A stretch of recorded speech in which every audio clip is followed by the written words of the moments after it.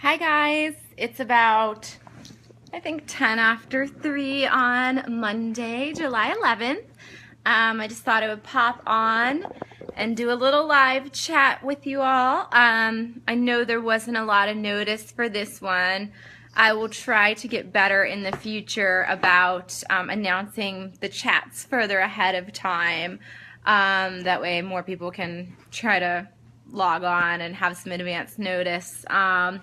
I don't have a ton to talk about today, but I wanted to kind of pop on and give a little update since I was on vacation for a while and I wasn't able to do a live chat down there. I was in Hilton Head, South Carolina for, well, about 12 days. We stopped the first night in North Carolina and visited my cousin and then made our way down to South Carolina. We go to Hilton Head Island pretty much every summer. It's my husband and I, my mother-in-law, father-in-law, and brother-in-law, and we bring our dogs, and it's always such a fun time. And I always get a little emotional when I leave there because I feel a lot better at the beach. I feel a lot healthier. It is very hot down there, but in general, I just feel a lot better, and so it's always a little hard for me to come back home. And as the usual, as my usual luck would have it, when I got home, I did feel pretty crappy. I had a bad migraine. I, have been flaring a little bit. So it's always hard to come from a place where you're feeling great and then you come back to, not feeling as wonderful. So that's just the reality of it. It's kind of like, welcome back to real life. Vacation's over, and so is your vacation from feeling good. One second, one of my 3 dogs is barking. He wants me to let him inside, so I better let him in so he's not barking the whole time. Come on. I'm not sure if the other 2 want to come in. Oh, there's one of them. Okay. So, as a usual heads up, I have 3 dogs and 2 cats, so they may pop in and make some noise throughout the live cast. There's the other one barking now. Okay, so anyway, I was talking about vacation and about, how good I feel at the beach and just away from Pittsburgh. So it's really hard to come back to reality. And I think that's something that everybody kind of faces, going on vacation. You get a break from real life in a way, and sometimes for those of us with chronic pain conditions, we sometimes get a break from feeling crappy. So I think that's even harder to leave behind than is the beaches and the sand and the relaxation. Brutus, what are you doing? My dog was trying to say hi, I guess. Here's another one saying hi. Say hi, Pip. Say hi, Pip. Okay. This guy's a rescue. He just had his 1-year adopt-iversary. So I think he's trying to say hi. There's the Doberman. They're a handful. At any rate, can someone tell me if I'm still live? I accidentally hit the cancel button because of my dogs. Alright, looks like I'm still on. At any rate, it's great to be back home, and I do love Pittsburgh, but it is definitely a really difficult climate for me to live in. And I've had several doctors tell me that. They've said you pretty much live in like the worst area for the types of conditions you have. Between iffy air quality and a lot of pollen, crazy changes in barometric pressure, fluctuations in temperature, humidity, it's so up and down. I mean, in the spring in Pittsburgh, we can literally, and I'm not exaggerating, have snow one day. Like, it'll snow overnight, and then the next day it's like 70-some degrees and sunny. It doesn't make any sense, and that's really hard on my body. So I can deal with heat and humidity if it's kind of a constant, and that's the problem in Pittsburgh, is that it's not constant. And even on vacation, there were days I didn't feel great. But the weather and everything was a little bit more predictable, and that made it a lot easier on my body. So I don't know if anybody else has that experience. Like I'm gonna go outside. Sorry.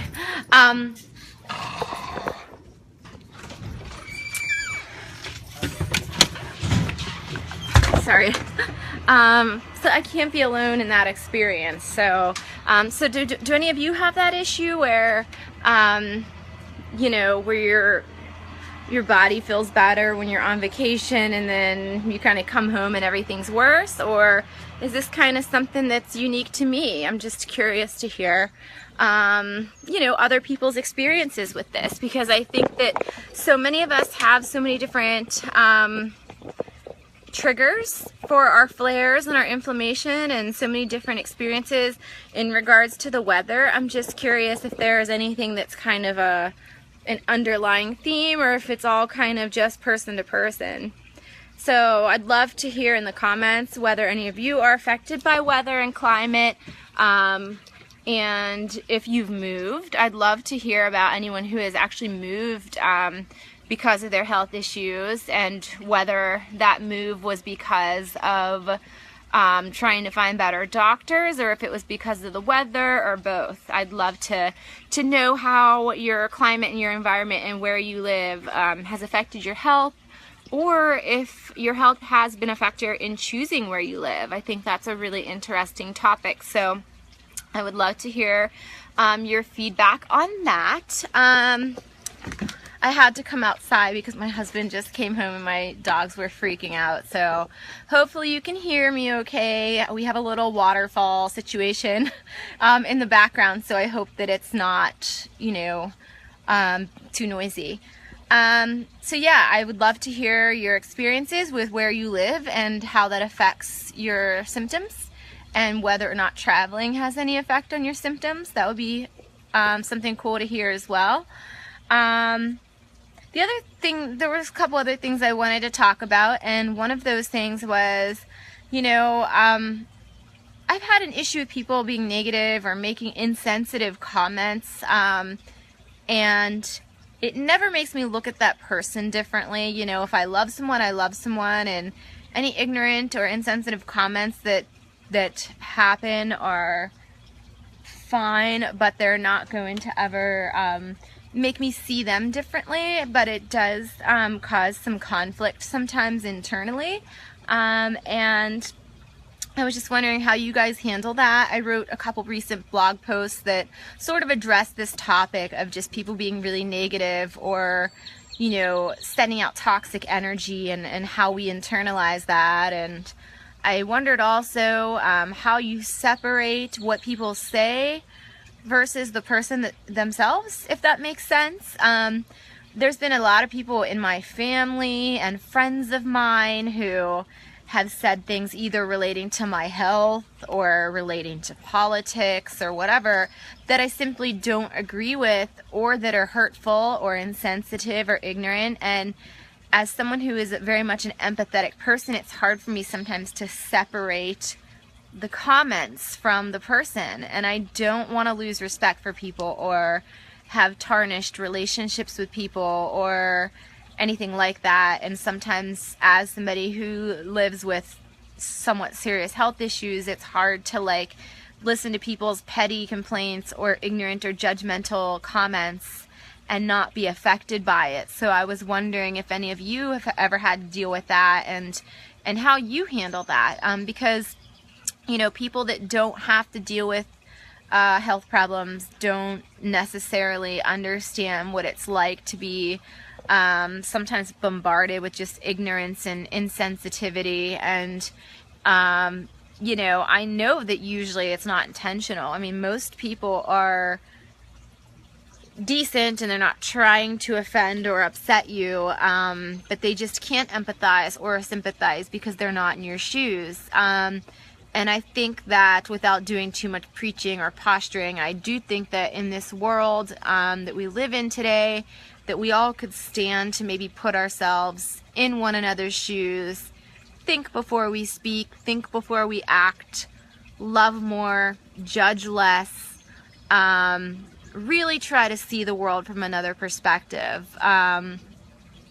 whether you're a white person who needs to try to look at the world from the perspective of a black person, or whether you are a straight person who needs to try to look at the world through the eyes of a gay person, or whether you are a healthy, fit person who needs to see the world from the eyes of somebody who is sick or disabled. We all need to be a little bit more empathetic and try to see other people's points of view. There is so much hatred and so much judgment in this world. It's just so unnecessary and hurtful and small-minded, and it's just, you know, I don't want to get into anything political, but I just think in all areas of life we need to try to see other people's perspectives and try to empathize with them and maybe try to understand what they are going through, you know. There are a lot of people in this world who make comments that may seem rude or hurtful, and they don't really have real problems, for lack of a better term, at least not the types of problems that warrant the constant negativity or that warrant any kind of rudeness or judgment. You know, it's really hard for me to hear people speaking out on things that they don't know anything about, and it's very hurtful for me to see the state that humanity's in right now. And I think that we all could do a little better with being more compassionate and less judgmental and more empathetic to the needs and thoughts and feelings of others. We're all, you know, more alike than we are different, and it's just sad that we don't all get treated that way. So something to think about, and something also to think about is how you handle negative remarks that are thrown your way, whether that's because of a disability or an illness or the color of your skin or your gender or what have you. We're always going to face some negativity, and I think that we have to learn how to handle that and maybe try to figure out what people's intentions are behind their words. Oftentimes people speak or post without thinking, and they don't necessarily have a bad heart or bad intentions. So it would just do us all some good, I think, to be considerate of the fact that no one's perfect, and that we all have differences, but we're all still human beings at our core, and we're all valuable, and we all should try to come from a place of love and kindness, and not a place of fear or hatred or judgment. And just think before we speak. You know, it's very elementary. Think before you speak. Treat other people the way you want to be treated. It's not that hard. I don't know why society has made it so hard, but it's very sad. And, you know, it's sad to see the state that our country's in, the state that our world's in, but it's also sad when you hear things hurled at you on a personal level that are hurtful or insensitive or ignorant. And so one of my recent blog posts is about just that. I actually talk about it in a couple of my recent arthritisashley.com blog posts. And the next one that I am working on is actually about how we can cultivate interests and hobbies despite our illnesses and despite any kind of disabilities. But in doing so, myself, I've learned that sometimes we have to adjust our expectations or make adaptations. And sometimes things won't go exactly how we want them to. I bought a ukulele, and I've been teaching myself to play the ukulele, but having RA and having some joints that are maybe not actively flaring, but that have a little bit of damage and deformity, it's been a little bit harder than I anticipated, not skill-wise or musically speaking, but just as far as dexterity goes. My fingers don't necessarily cooperate the way I want them to, so that's an extra added challenge, but I'm still determined to continue on with my journey in teaching myself to play. And then the other thing I got was a telescope, and I was really excited about this telescope, and I love it. But I didn't think about the fact that it's super heavy and big. It's hard for me to carry. especially because if I'm walking up and down like the steps in our backyard, I have to lift it up above my head a little bit, or at least, you know, up high enough so I can get it over the steps, not above my head, but the motion is that, and that's hard on my shoulders. So it's a little heavy and a little bulky for me to carry on my own with my shoulder issues and hand issues, so that's frustrating. And so is the fact that I wasn't thinking about my blind spots when I got it. I have blind spots from Plaquenil use, and so my peripheral vision, I actually have some blind spots in my peripheral vision, which I think is maybe contributing to some issues looking through the eyepiece as well. So believe it or not, my telescope has made me consider LASIK, which is absurd, but I don't even know if LASIK would help the blind spots that I have, so it's kind of maybe a moot point. But I think my next Arthritis Ashley blog will be about that, how we can find hobbies that we can still do despite our illnesses, and how we can find ways to adapt you know, any challenges or hurdles that may come our way, you know, within dealing with those hobbies. And then I have a new piece coming out for Healthline this week. I wasn't feeling well, so I had to push the deadline a bit. It's about the suicide rate among arthritis patients being higher than that of the average population. So if any of you want to contribute a quote or comment for that article, I would love that. I know it's a very personal and sensitive topic, but I am looking to speak with patients who have either tried to commit suicide or had suicidal thoughts because of their illness or their chronic pain. So if you want to speak to me, please reach out, or if you know anyone else who would want to speak to me, please put them, you know, in touch with me. That would be for a healthline.com article. And then nothing else is really new. I'm working on a fundraising campaign with an animal welfare organization called Werewolf. You could check out my public author Facebook page, Ashley Boyne Shuck, to learn more.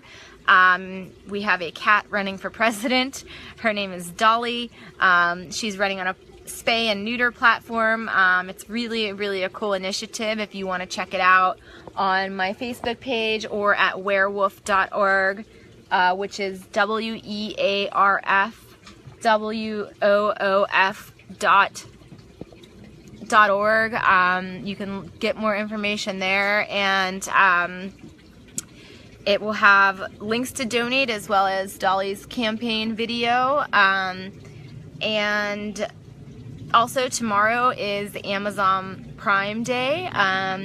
So there's all kinds of deals if you have Amazon Prime. So it's a great day if you haven't gotten my books yet to check them out. I have 2 health memoirs called Sick Idiot and Chronically Positive, and I also have a fiction book called To Exist. So tomorrow, July 12th, Amazon Prime Day. Log on to Amazon, buy my books, learn about my health journey and about the health journey of so many people with chronic illness or rheumatic or autoimmune diseases. And stay tuned to Healthline and Arthritis Ashley for more. I'm sorry if this particular live chat has been very scatterbrained. My husband didn't know I was doing it, and so if I seem distracted, it was because he was kind of like walking around, and I don't think he knew what I was doing. So yeah, so it was like a little awkward, and I apologize for that. But honestly, let's get real. All of my live casts have been awkward. I know that, and I recognize that, and I thank you for tuning in nonetheless. I wanted to also put it out there to you guys that I am considering doing a podcast that's all about life with chronic illness. It's not going to be about me. It would be about you guys. I would have on different guests every week, and I would take questions from you all, maybe have some patients come on and talk about their experience. So I wanted to know if a podcast would be something that any of you would be interested either in listening to or participating in. So if you could let me know, that would be great. because it's something I'm really very much considering. And I'd like to warn you guys that once again, I might be having a technical issue here because I'm not seeing any comments or questions. I don't know if there are any. Maybe no one is just in a commenting mood today. But in the past, I know it happened where people were commenting and I wasn't seeing it. So that may or may not be happening right now. I'm not seeing any comments. So, I apologize if I'm not addressing them, but I'm not getting them. There was actually one more thing before I go that I wanted to bring up. I meant to do so earlier, but I like to sometimes talk about things that are in the news that relate to RA or similar conditions. So real quick, I thought I'd bring up Chris Christopherson, and who's an actor and a singer. He's a little bit out of my era, but I know he was in some movie my mom liked. And I know who he is. I just don't know a lot about him. But yeah, Chris Christopherson, and then also Ali Hilfiger, who is Tommy Hilfiger, the fashion designer, his daughter. They both recently have gone public about their battle with chronic Lyme disease and how utterly disabling it can be and all of the neurological effects that it can have. Ali Hilfiger is writing a book about it called Bite Me. It might be out already, I'm not sure. Chris Christopherson's wife just did an interview about his Lyme disease that was so bad they actually thought it was Alzheimer's.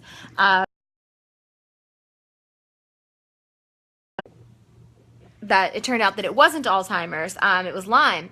So between his journey and Ali Hilfiger's journey and Yolanda Foster's journey, who, by the way, she's also writing a book about her Lyme, I'm hoping that more could be learned about this because there has been a long suspected link between Lyme disease and certain neurological disorders and certain chronic pain, inflammatory, and autoimmune disorders. So I'll be really curious to read Ali Hilfiger's book and Yolanda Foster's book and learn more about Chris Christopherson's journey as they all battle Lyme.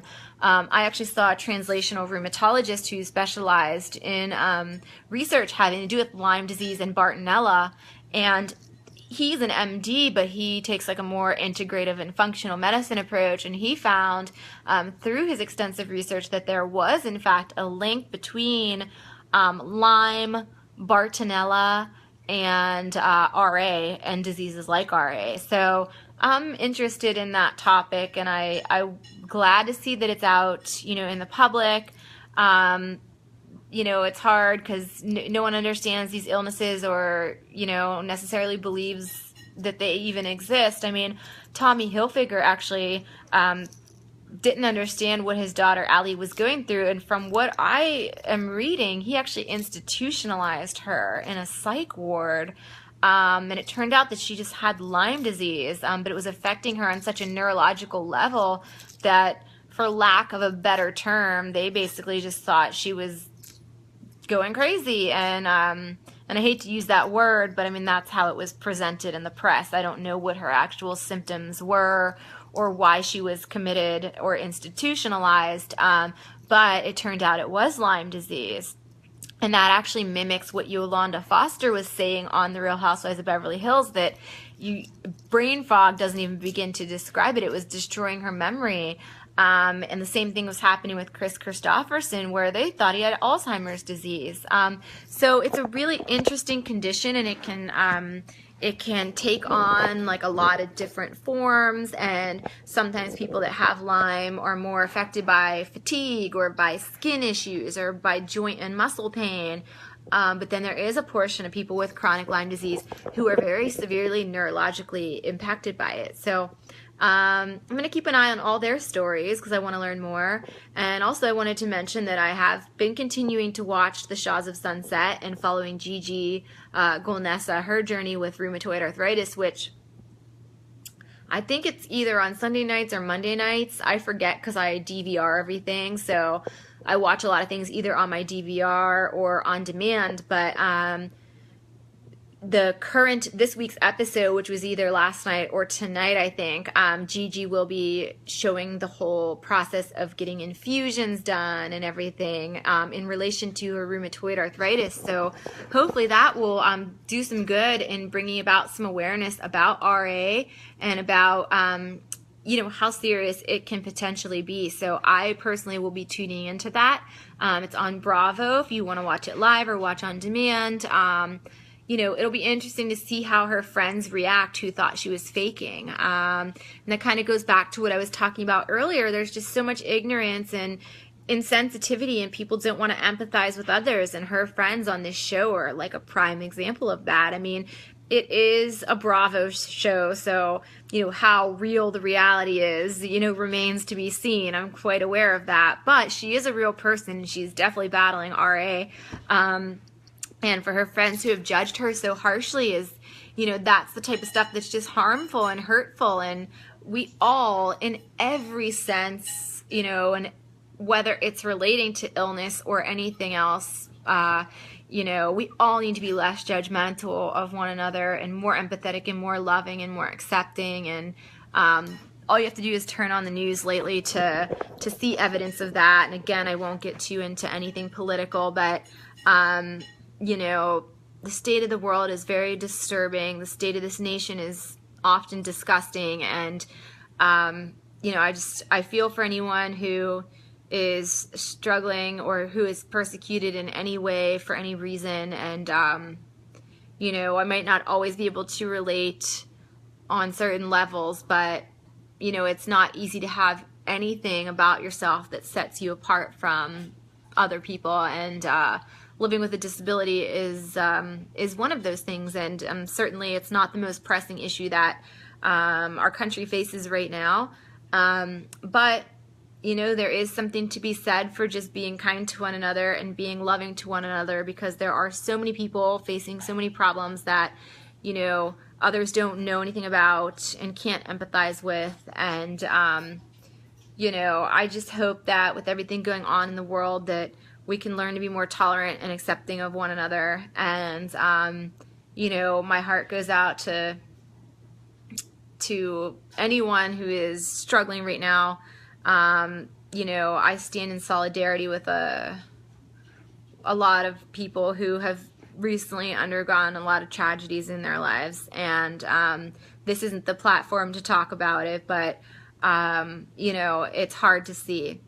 And it's hard to see people being harshly judged or criticized or at times killed for differences that are shallow, are external, are not, who we are at the core. And so, I just pray, and I don't know always what else to do or what to say or what is appropriate or not appropriate, but I know where my heart is, and, I hope that things get better for this country. And, again, I don't want to get too political, but those of you who follow my personal Twitter and my personal Facebook pretty much can gather where I stand on a lot of those issues. But it starts with the day-to-day. So be nice to each other, be loving, take the time to get to know people, take the time to get to know people's stories, their backgrounds, where they come from, who they are.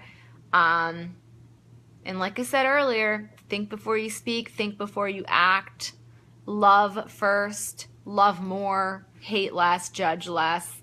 It's very simple, but at the same time, it's very complicated. And, it's sad that we are still dealing with certain issues in 2016. It's ridiculous. But again, this isn't the platform to talk about it. If you want to talk about those issues with me, I'm happy to do it. But right now, what I'm focused on is the chronic illness platform, disabilities, living with RA and similar conditions. That's what this page is about. So, it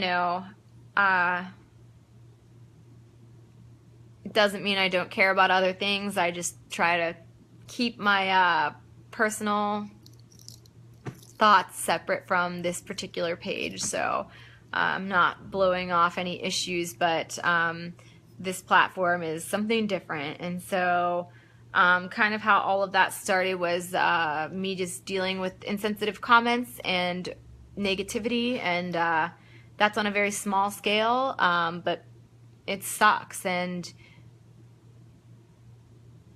as a whole, people just need to be nicer and more loving, more empathetic, more compassionate, more tolerant, and that's all there is to it. If you want to discuss any issues further, you know exactly where to find me. You can follow my personal Twitter page, which is Beulah Marie. That's at BUELLAMARIE. And my personal Facebook page is where I'm more inclined to talk about political issues and things that are in the news today.